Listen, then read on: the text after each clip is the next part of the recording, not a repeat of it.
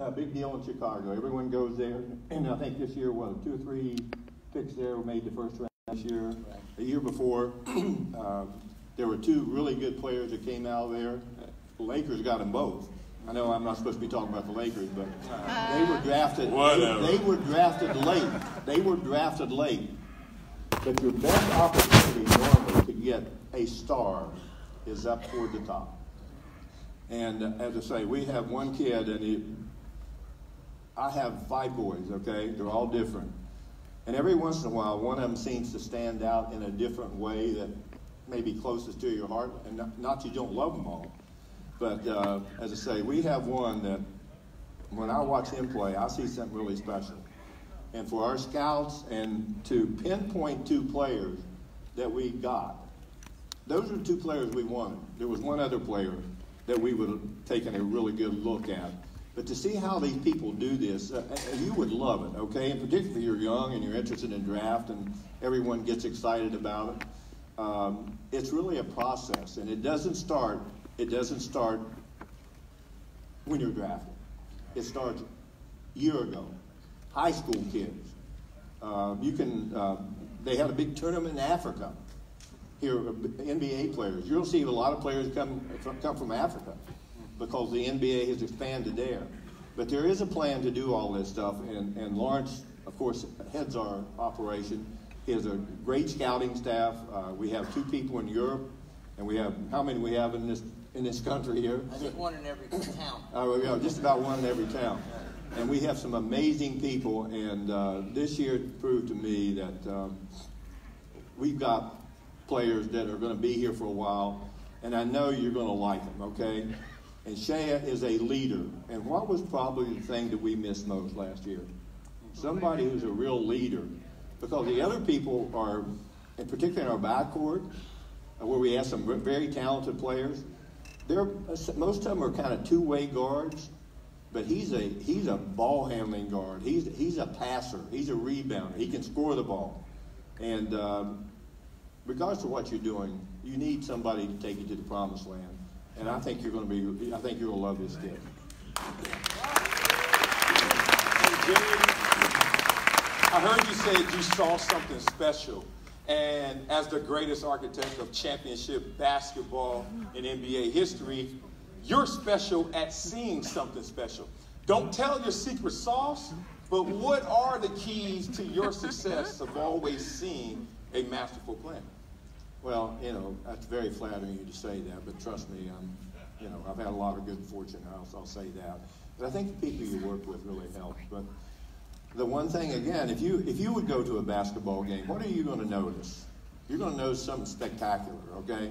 That's what you're going to notice, somebody dunking the ball. There's a heck of a lot more to playing basketball and dunking a basketball. To dunk a basketball and make a layup counts 2 points, okay? People like excitement. They like excitement. Yeah. But the one thing, I'll repeat it again. I don't care how talented you are, and that's easy to see, talent. It is easy to see. But it depends on where you're drafting. And I will say later in the draft, if his players have been in college for 4 years and they've played on good programs, and the program's been successful, and no one really stands out, someone on that team is really good. They're really good. And they're probably going to come into the league and play a role with the team, and they're going to understand what it takes to win. And this is really what, frankly, I kind of look for. There's players that you see that are, well, they're going to be great.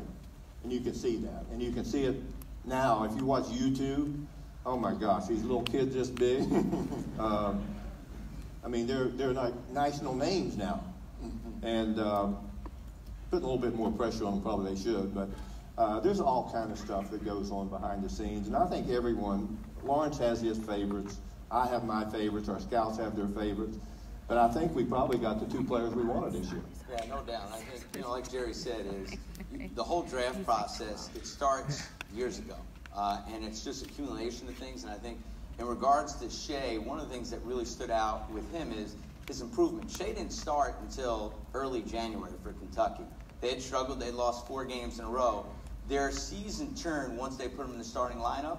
And so what we're looking for is, there's an old adage, past performance many times predicts future success. So you look at how he was trending going up. So the last 10 games of the year, he averaged 19 points, I think 6.5 assists, 5 rebounds, and he got to the line 7.5 times a game. And then, so with him is you have to figure out the strategy behind it. We knew the lowest he could go was to Charlotte. So our group did a very, very good job of putting together a deal before Charlotte picked so we could secure the opportunity to draft Shea. Jerome we think Jerome is probably the most complete offensive player in the draft. And Jerome's a great story of resiliency and character. So Jerome's freshman year at Boston College, they went 0-18 in the ACC. They had a bunch of guys leave. It was real easy. Coach said, Jerome, you're our best player. Like, I guess you want to leave too? He said, Coach, I signed here to bring us into the postseason. I'm not leaving. So he hung with it. His sophomore year, right, he went from playing the point guard to the shooting guard, and you started to see the improvement. This past year, he's one of the few players in ACC history to where he averaged 24 points a game in the ACC, okay? He shot 55%, okay? And he shot 45% from three. But what these guys share in common, they're high character, they're ultra competitive, and they're over themselves. They're about the team. See, there's a lot of talent, but some of the talent never reaches their potential when they can't buy into something bigger than themselves. And if we're going to be the best team we can be, right, we're going to need people who embody that. And with rookies, we just don't look short term. We also look at the long term. And the key for rookie success, they have to earn the right to play, but they have to have great veterans around them. They're going to exhibit the right habits, and they're going to show them what hard work's all about, and going to model it, and that nothing is given and everything is earned. So we're really bullish on the draft. I think Trent Redden and the group did a great job.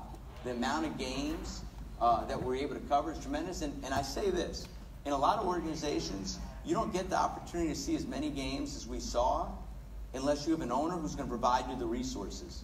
You know, there are some owners that say, look, this is the budget, I don't care. Steve's all about getting it right. Getting it right. So, and philosophically, he wants to give our players the best, okay? The best of the best. And it's the same experience he wants to give you guys as fans. The best fan experience in sports. And so we're super excited about the draft. We're super excited about some of the other guys. We'll talk about that on the team. But the draft was a great team effort to get the two guys we wanted. Yeah, one last thing I would add to that. Passing is the most beautiful part of the game. It's the most beautiful part. Both of these guys will make people pass the ball because they can both really pass the ball. And that's going to enhance other players. When they get the ball, if somebody is open, they'll throw it ahead. That makes the game a lot easier to play. Instead of someone dribbling the ball, and all of a sudden you got 4 seconds left to go on the shot clock. With these two guys, they're going to make this team pass better. And as Lawrence said, and not because I'm involved with Lawrence and his front office and his staff and everything, but I really believe in ownership a lot. And this is one unique man. It's fun to be around him. He's miserable when he loses. So am I. I hate losing. And he does want to provide the best experience. And being around him is a breath of fresh air. He's like this all the time. I told Lawrence, and hopefully he's not listening, if he goes home, can you imagine his wife having to hear this all the time? She's very quiet, by the way. Opposites attract, obviously. The old adage, I mean, we talk about the resources you've been provided. Players play, coaches say, and owners pay. And this owner we have can pay more than any other owner in sports, not just basketball, in sports. He's rich. He's very rich. So let's talk about this team. If you add up all the attributes, we've heard about the talent. We've heard about the character. We've heard about the depth. These fans want to walk away with some expectation of what this team will look like in terms of wins, losses, competition level. What do you expect? Because players go out there with an expectation. Coaches do as well. They preach it to us. upstairs, what's the expectations for this team? Wins, losses, in that world? You know, I think the way we look at it is we're process-driven, so it'd be easy, hey, throw out a number. Look, like Jerry said, our group, and I think Lou Williams said it when he won Six Man of the Year award, by the way.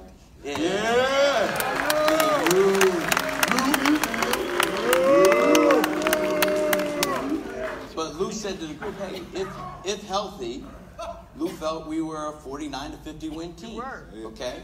Now, the big thing for us is, look, we are playing in the best conference in basketball. Okay? The great thing about our guys, they don't take a backseat to anybody. Okay? So when you look at our group, we think we have great depth. We have great depth. We think Vegas is definitely wrong. And I think we're going to put ourselves in a great position to compete for the playoffs. And you look at, like, there's very few givens in the Western Conference in terms of who's going to make the playoffs. There's very few givens. And there's going to be so many teams competing for those spots. We're definitely going to be one of them. And with the combination of our veteran and some of our young guys, I think we have a great blend. We have a championship coach in Doc Rivers who did as good a job as anyone last year in leading a group. You think about all the injuries we had. It's tremendous. The other thing that goes into it is it's the work when the lights are off. So our guys have had a tremendous off season. So just to give you insight into it is our players, they spend time in LA and then they go back home. But when they go back home, our coaching staff has done a great job. They have literally traveled the world. And you see it. Our players have had a players-only retreat a couple days ago where they organize and they get it together. And a lot of times the difference between winning and losing, like everyone has talent, it's the chemistry, it's the attitude, it's the commitment to each other. So we are going to exceed, I think, what Vegas expectations are. There's a lot of things that go into winning, but I love the mix we have between our players and coaching staff. I tell you what's really funny, and it's true. Today I had lunch with 3 of my friends, and we have lunch twice a week. They're big sports fans, okay? And one of them was a football executive, ran a team, and he's now retired. And one of the questions came up today, how many wins are these teams going to win? Who can I bet on? And I said, look, I'm a little bit prejudiced, but I think the red and black and gray are going to go up there. So my best guess is, knowing them, that they'll probably place a little wager on it. But I really do think that we have a lot of great guys in this team. And you're going to love these 2 young kids. If you have a chance to spend some time with them or get to know them, you would love to have them have dinner with them. They're that nice. And they're so humble. Humility is the greatest word in the world. And unfortunately, in this world today, there's not a lot of humble people, particularly in sports. But as I say, it was really, really strange that today we're having this very same conversation. I said, up. There you go. So to sum it up, guys, Vegas is wrong, and anything under 82 wins is a failure. Hope you do. Tweet that. Look, I'll be remiss if I didn't talk about a subtraction. We had a lot of additions and great ones, but DeAndre Jordan, DJ, is now with the Mavericks. Yeah, we can still clap. He did a great thing for us. Show some love. But what did that do to the construction of this team and the mindset of you executives? Yeah, well, I think, first of all, DeAndre had 10 great years as a Clipper. Yeah.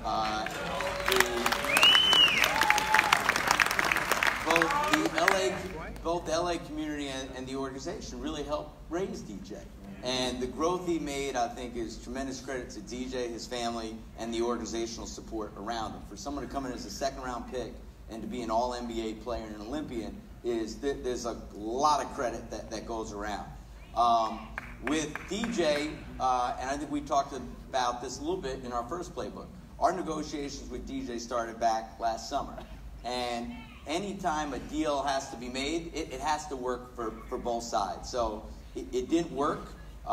There's no love, other than, in terms of where we ended on good terms. He was a Clipper. We wish him the best of luck. And I think the thing that we've created now, and it takes, look, in order to go where we want to go, you have to be willing to make some hard, tough decisions. So we're going to be competitive this year, and our flexibility for the first time in a long, long time going forward is going to attract not just being able to take care of current Clippers, but to be able to go after some of the best players in the world, because the goal is to win championships. So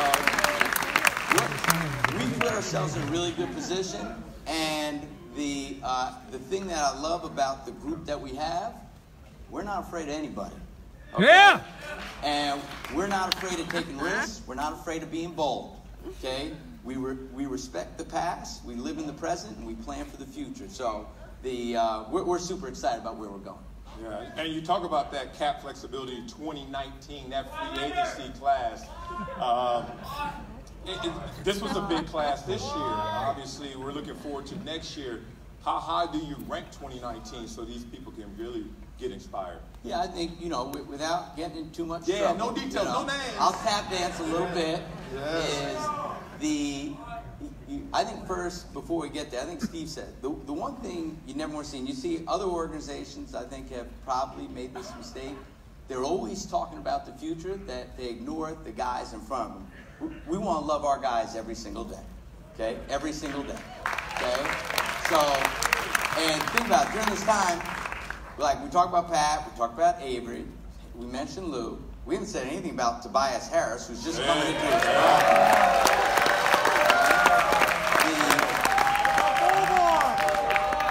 Milos, right? 29-16 when he's on the floor. Milos! Okay. Bobby! We have a guy who has had a terrific summer, who is MVP of the NBA Africa game, Danilo Gallinari, who looks great. Okay. The Monster Trez! We brought back one of the best defenders in the league, Luke Bamute. Mike Scott, who's one of the better range shooting bigs, who brings toughness. We have Singarius, Wes. Yes. Juwan Evans. We signed two-way guys. But in terms of the depth of the free agent class, it's probably the deepest class in years in terms of high-level guys. The other thing that's interesting, almost half the league is going to be free agents next year. Okay? But again, what we don't want to ignore is the guys that are putting it on the line for us every single day.